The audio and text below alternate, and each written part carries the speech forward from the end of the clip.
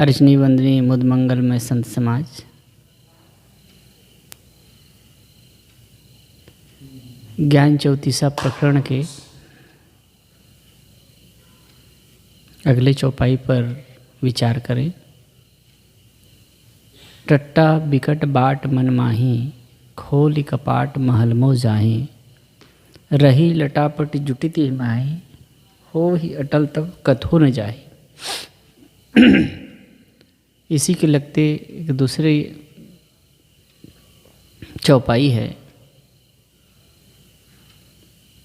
ठट्ठा ठौर दूर ठग नीरे, नित के निठुर किन्न मन घेरे। जे ठग ठग सब लोग सयाना, सो ठग चिन्ह ठौर पहचाना। टट्टा बिकट बाट मन माही, टक सर के माध्यम से गर्म पानी करके दे दो। टट्टा बिकट बाट मन माही, टक्षर के माध्यम से सदगुरु कहते हैं कि जो मन के रास्ते हैं बड़े टेढ़े मेढ़े हैं। विकट टेढ़ा मेढ़ा, कठिन, भयंकर। मनुष्य अपने मन में ही उलझता है, मन में ही फंसता है, मन के ही रास्ते हमको उलझाते हैं। कभी कभी हम संसार में जब चलते हैं, व्यवहारिक क्षेत्र में या परमार्थिक क्षेत्र में कहीं भी, तो मन अच्छा रहता है, मन ठीक रहता है तो बड़ा सहज लगता है। और मन जब जटिल हो जाता है, उलझता है, तो सामान्य सी लगने वाली घटनाओं परिस्थिति में भी हम उलझ जाते हैं। बाहर का उलझन मन का ही उलझन है, और बाहर का सुलझाव मन का सुलझाव है। उल्टी बात है। मतलब मन उलझ गया तो बाहर भी हम उलझते हैं, मन सुलझ गया तो हम बाहर भी सुलझ जाते हैं। कभी जाओ कोई ऑफिस में कहीं भी, या कोई आदमी को देखो वो बहुत ज़्यादा उलझनपूर्ण स्थिति में रहता है ना, तो लगता है कि उसकी मन स्थिति क्या होगी, मन कैसा होगा।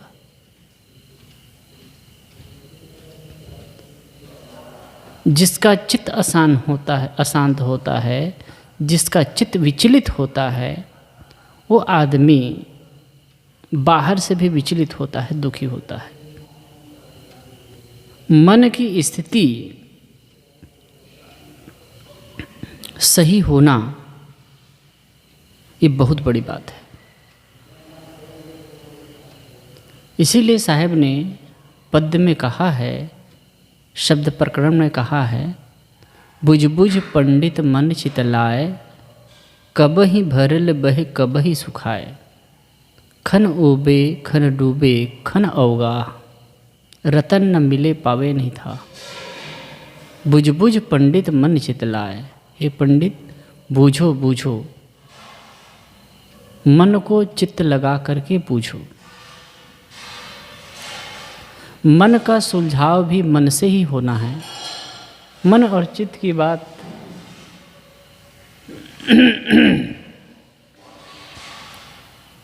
एक ही बात है।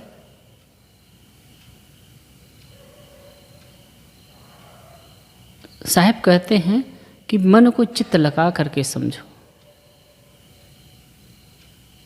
मन और चित्त एक ही बात है। कहीं चित्त कहते हैं, कहीं मन कहते हैं, और कार्य भेद के आधार पर 4 विभाग भी किया जाता है, मन चित्त बुद्धि अहंकार।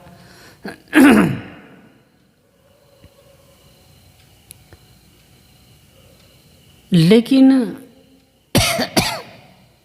ये जो मन है यही उलझा रहता है। सभी संत, सभी विचारक और सामान्य जन भी इस बात को अच्छी तरह समझते हैं कि चित्त जब अशांत होता है ना, तो जीवन की स्थिति बड़ी दयनीय हो जाती है। कोई आदमी आत्महत्या करता है तो एक रिसर्च है, आत्महत्या करने वाला आदमी भूखा प्यासा है इसलिए आत्महत्या कर रहा है, ऐसी बात नहीं है। शारीरिक कष्ट से बहुत ज़्यादा पीड़ित है तो आत्महत्या करता है, ऐसी बात नहीं है। कहीं हो सकता है कुछ लोग आत्महत्या कर लें इस प्रकार से भी, लेकिन प्रायः मन की विचलन की स्थिति से ही आत्महत्या करते हैं। मन की अशांत अवस्था से परेशान होकर ही आत्महत्या करते हैं। चाहे जो भी परिस्थिति हो, जैसे भी जीवन में घटना घटती है, तो उन बातों को लेकर के विचलन की स्थिति आती है, अशांति की स्थिति आती है, इससे वो परेशान होकर के आत्महत्या कर लेते हैं। आजकल तो और बहुत ज़्यादा बढ़ रहा है आत्महत्या की स्थिति। अच्छे खासे पढ़े लिखे लोग, अच्छे खासे संपन्न लोग, अच्छे खासे योग्य लोग भी आत्महत्या कर रहे हैं। सामान्य गरीब लोग नहीं कर रहे हैं। मध्यम वर्ग और उच्च वर्ग कहे जाने वाले लोग भी आत्महत्या कर रहे हैं। ये मन की स्थिति की ही बात है। इसलिए साहिब कहते हैं टट्टा बिकट बाट मन माही। मन जो रास्ता है, मन माही, मन के बीच में रास्ता है, मन की जो स्थिति है वो बहुत विकट है, भयंकर है। जो भी बाहर कुकृत्य होते हैं, जो भी बाहर घटनाएं घटती हैं, उनका प्रारंभिक रूप मन में होता है। मन की स्थिति का ही बाह्य चित्रण होता है। इसलिए कभी कभी कहा जाता है कि कोई व्यक्ति चोर होता है ना, तो पहले चोरी करता है ना तो पहले चोर हो जाता है। कोई हिंसा करता है ना तो हिंसा करने के पहले हिंसक हो जाता है। कोई व्यभिचार करता है तो व्यभिचार करने के पहले व्यभिचारी हो जाता है। क्योंकि मन से वैसे वो सोचता है, फिर वो बाहर क्रिया करता है, फिर वो क्रियान्वयन में उतरता है।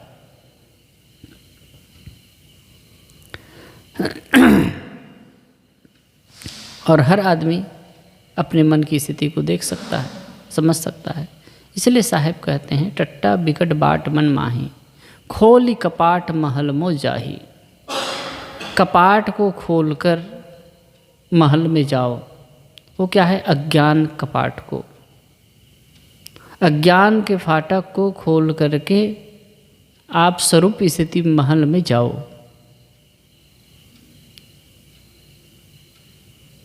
एक जगह साखी प्रकरण में आया है, साखी ग्रंथ में, कुंभई बांधा जल रहे, जल बिन कुंभ न होए, ज्ञानई बांधा मन रहे, मन बिन ज्ञान न होए। जैसे कुंभ के बंधन में, कुंभ के घेरा में जल रहता है और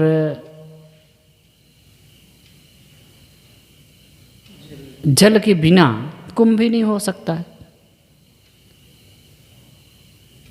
कुंभ के बंधन में जल रहता है, मतलब जल अगर भरना हो तो कुंभ में भर सकते हैं, लेकिन बिना पानी के कुंभ नहीं हो सकता, बन नहीं सकता। ठीक ऐसे ही ज्ञान ही बांधा मन रहे, ज्ञान के बंधन में ही मन रह सकता है। और दूसरी बात यह भी है कि मन के बिना ज्ञान भी नहीं हो सकता है। तो अज्ञानता भी मन में है और ज्ञान की बातें भी मन में होती है। अज्ञानता मन में है और मन से ज्ञान भी किया जा सकता है, तो दोनों चीज़ है। तो साहिब कहते हैं कि अज्ञानता के जो फाटक है उसको खोल कर, अविद्या, दार्शनिक शब्द में कहें तो अविद्या के फाटक को खोल करके ही स्वरूप स्थिति प्राप्त की जा सकती है, उस महल में प्रवेश किया जा सकता है। योग दर्शन में जो आया है अनित्या जो पंचक्लेश की चर्चा आई है, अविद्या, अस्मिता, राग द्वेष और अभिनिवेश, ये क्लेश हैं। और इन क्लेशों में पड़ कर के जो जीव दुखी होता है, यही तो पर्दा है। अब ये क्यों होता है? अविद्या में क्यों फंसते हैं? अविद्या का मुख्य कारण क्या है? अज्ञान। वैसे अज्ञान, अविद्या ही अज्ञान है। इसीलिए कहा गया कि क्षेत्र उत्तरेषाम, ये जो अविद्या का क्षेत्र है, मतलब क्लेश का क्षेत्र है, अविद्या, अस्मिता, राग द्वेष, अभिनिवेश, ये जो चार पीछे से आए हैं, अस्मिता, राग द्वेष और अभिनिवेश, ये चार क्लेश, इसकी जननी अविद्या ही है। अज्ञानता की वजह से, अविद्या की वजह से ही और क्लेश जीवन में आते हैं। और ये क्लेश दूर होने पर ही, अज्ञान दूर हुआ तो राग दूर होगा, द्वेष दूर होगा, अस्मिता दूर होगी,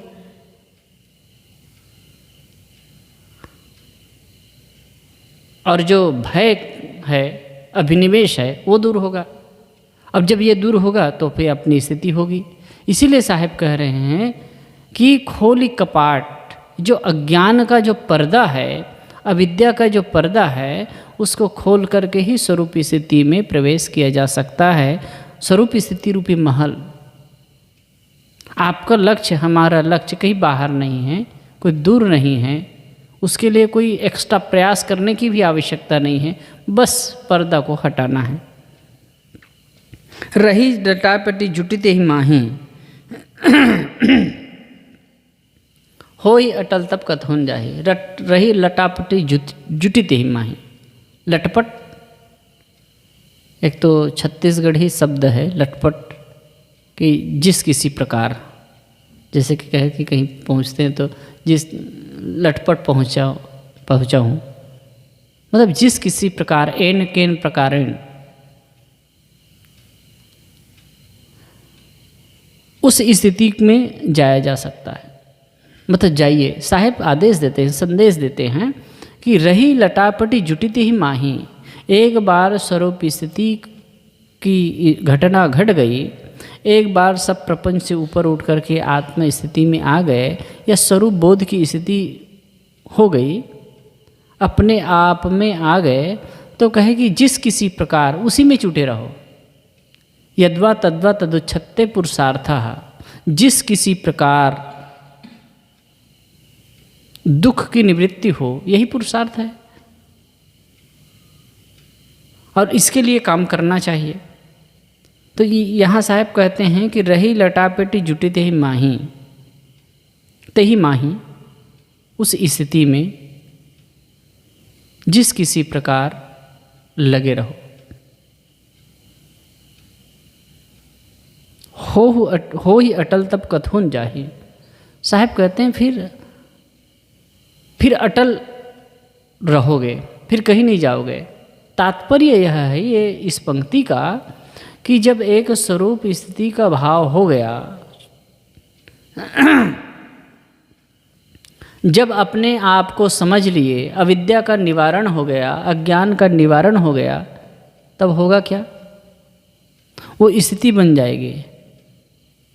फिर कह के कतहु न जाही, फिर कहीं नहीं जाओगे। एक बोध की स्थिति बन गई, पक्की स्थिति हो गई, तो आदमी भ्रम में कैसे पड़ेगा, लोभ लालच में कैसे पड़ेगा।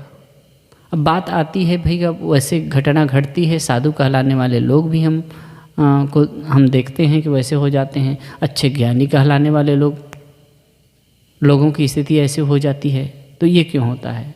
तो इसका मतलब यही है कि वो स्थिति उनकी घटित नहीं हुई है।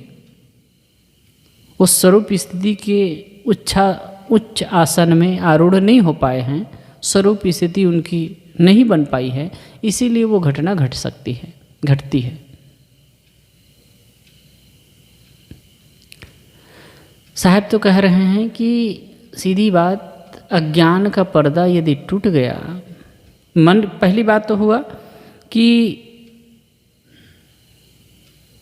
टट्टा बिकट बाट मन माही, मन के जो रास्ते हैं बड़े टेढ़े मेढ़े हैं, मन की बड़ी भयंकर स्थिति है, मन की उलझन बहुत खतरनाक है। लेकिन उसे हटा करके यदि अज्ञान का पर्दा, अविद्या का पर्दा तोड़ करके अपने आप को समझ लिया जाए, जान लिया जाए,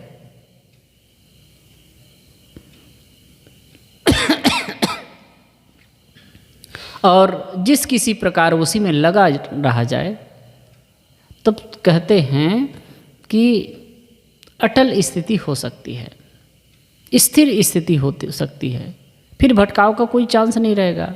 जब दृढ़ता से समझ लिए, मान लिए, तो फिर बाहर का भटकाव बंद। तो इसी बात को संकेत करके साहब कह रहे हैं।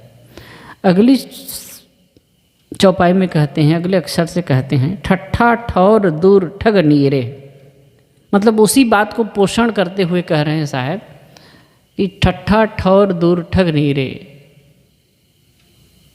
ठौर दूर हो गया है, क्यों? ठग नीरे है। ठौर है स्वरूप स्थिति, आत्म स्थिति, शांति स्थिति, परम स्थिति, ये दूर हो गया है। क्यों? ठग नीरे। ठग है मन, मन के समान ठग कौन हो सकता है?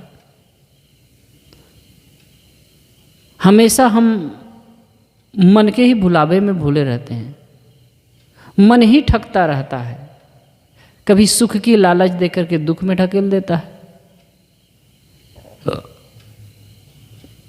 प्रायः यही करता है। और मन से जो पार चला गया वही संत है।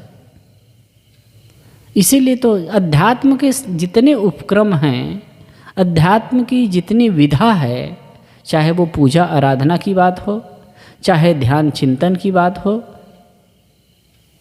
समाधि की बात हो, सब कुछ इस मन रूपी ठग को से बचने के लिए या इसको ठीक करने के लिए ही है। तो यहाँ कहते हैं ठट्ठा ठौर दूर ठग नीरे। तुम्हारी जो स्थिति है दूर इसलिए हुई है क्योंकि मन रूपी ठग नज़दीक है। जे ठग ठग सब लोग ठयाना, ठट्ठा ठौर दूर ठग नीरे, नितके निठुर किन्न मन घेरे। ये जो मन है, निटके निठुर किन्न मन घेरे, ये जो मन चारों तरफ से घेर कर विषय वासनाओं की लालच बता करके और ये जीव को निठुर कर दिया है।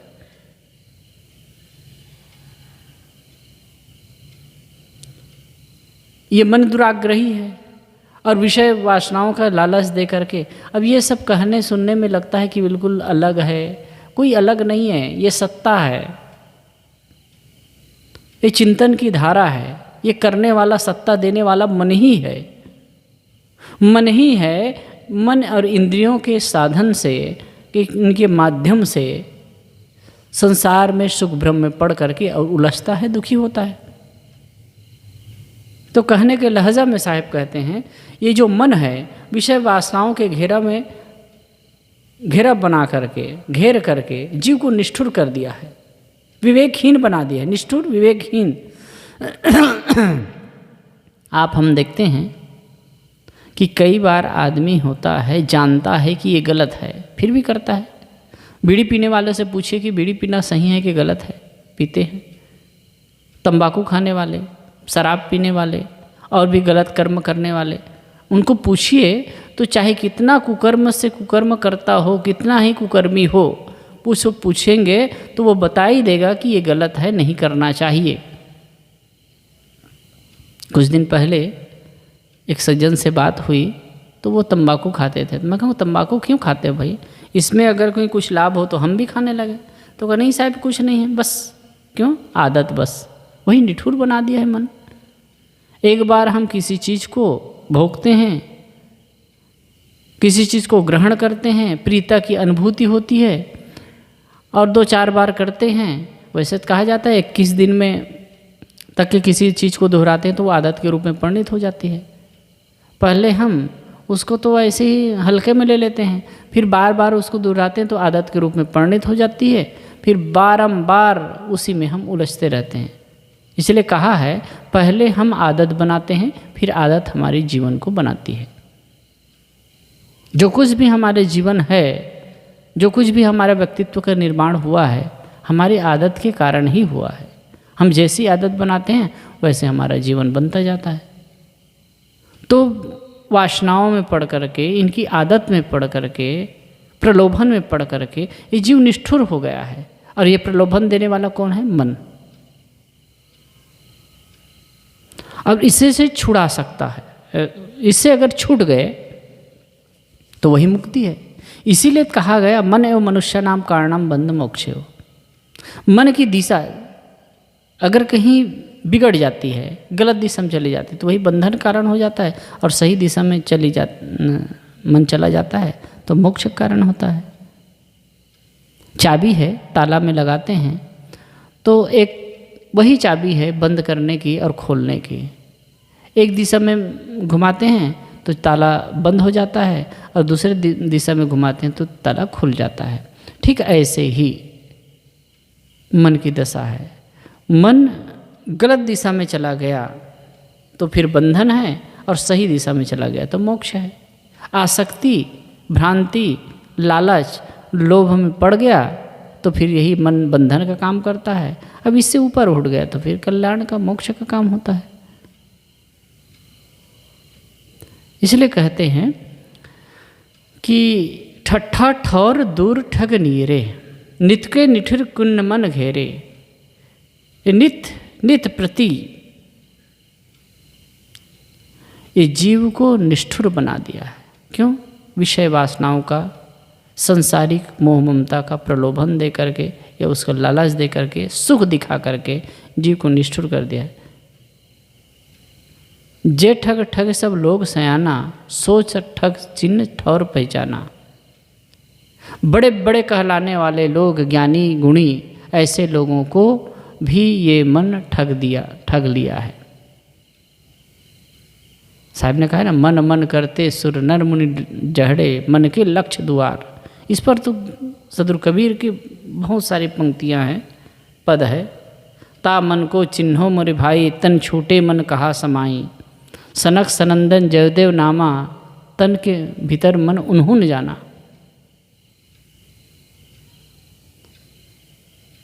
तो इसमें भी पूरा गिनाया है अनेक महापुरुषों का। मन मन करते, जो साखी में है, मन मन करते सुरनर मुनि जहड़े, मन के लक्ष्य द्वार। बड़े बड़े कहलाने वाले लोग भी मन के भटकावे में भटक जाते हैं। जे ठग ठगे सब लोग सयाना। जे ठग, जिस ठग ने सयानों को, बुद्धिमानों को भी ठग लिया, सो ठग चिन्ह ठौर पहचाना। इस ठग को, मन को जो पहचान लिया, जो समझ लिया, जैसे कि पद में आया, ता मन को चिन्हो मोरे भाई, तन छूटे मन कहाँ समाई। इस मन को चिन्हो, और चिन्ह लिए, जान लिए। चिन्हने का मतलब क्या है कि हमारे मन में क्या विचार उठ रहे हैं, क्या स्थिति बन रही है, इसका साक्षी हो जाना। मन को कई बार जब ध्यानशील होता है तो फिर लोगों से बात होती है तो कई लोग कहते हैं कि साहब आज तक तो मन भी अलग है, ये समझ ही नहीं पाते थे। मन के कैसे विचार चलते हैं वो समझ ही नहीं पाते थे। मन कैसे भटकाता है वो समझ ही नहीं पाते थे। लेकिन मन को समझना कब होता है? जब चित्त स्थिर, जब आप शरीर स्थिर करके बैठते हैं, जब किसी काम काज में हम नहीं लगते हैं, जब एकांत शांत होता है, तब मन का बवाल शुरू होता है। इसलिए अधिकतम लोग अकेले रहने में घबराते हैं। अकेले रहने में, बैठने उठने में, अकेले कहीं बैठ जाओ कुछ 2-4 घंटा घबरा जाते हैं। अभी लॉकडाउन में कितने लोग हैं, पागलपन की जैसी स्थिति हो जाती थी। तो इसीलिए जो ये स्थिति है वो समझने के लिए ध्यान की आवश्यकता होती है। तो कितने लोग कहते हैं कि समझ नहीं आता था, तो शरीर स्थिर होता है तो मन की अवस्था पता चलता है, और मन स्थिर होता है तो अपने आप की स्थिति का अनुभव होता है कि मैं शांत स्वरूप हूँ, शुद्ध स्वरूप हूँ, मुक्त स्वरूप हूँ। जब विचारों का क्रम समाप्त हो जाता है, जब विचार शून्य अवस्था आती है, अब ये तो बहुत कठिन है, क्योंकि इसके लिए अभ्यास और वैराग्य दोनों की आवश्यकता है। जब तक ये दृढ़ता नहीं होगी तब तक संभव नहीं है। तो साहब यहाँ कह रहे हैं, बड़े बड़े ज्ञानी गुणी कहलाने वाले लोग भी मन के बहाव में भटकते हैं, मन के उलझन में भटकते हैं।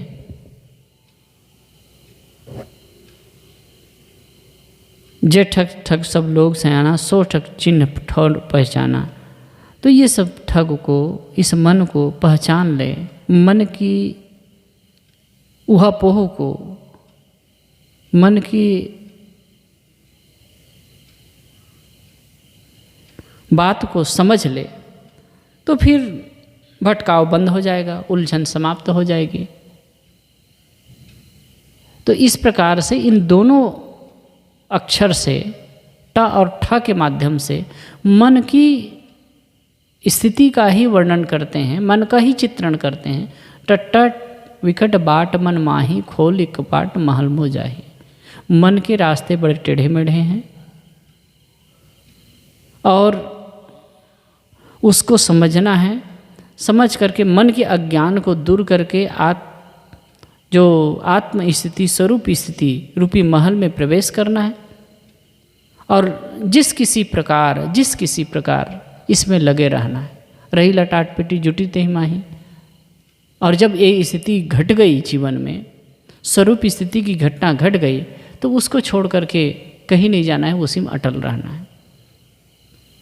फिर आगे उसी बात को लेकर कहते हैं कि आपकी स्थिति दूर इसलिए हुई है कि मन ठग नज़दीक है, और मन के ठगीपन को हम पहचान नहीं पाते हैं, मन के ठगीपन को जान नहीं पाते हैं, मन की चाल को हम समझ नहीं पाते हैं। इसलिए ये स्थिति बनती है। बाहर से कोई थोड़े ठगता है, बाहर से तो कभी कभार कोई ठग ले, लेकिन ये मन तो हरदम ठग रहा है, क्योंकि सबसे ज़्यादा हम मन के साथ में ही रहते हैं। और इसी मन के उलझन में पड़ करके हम दुखी होते हैं, और कभी मन सुलझ जाता है, सुखी होते हैं। लेकिन ये सुख दुख का द्वंद्व ये मन के कारण ही है। तो इसलिए साहब कहते हैं इस मन रूपी ठग को पहचान करके अपने आप में स्थिर रहो, शांत रहो। बोलो सद्गुरुदेव की जय।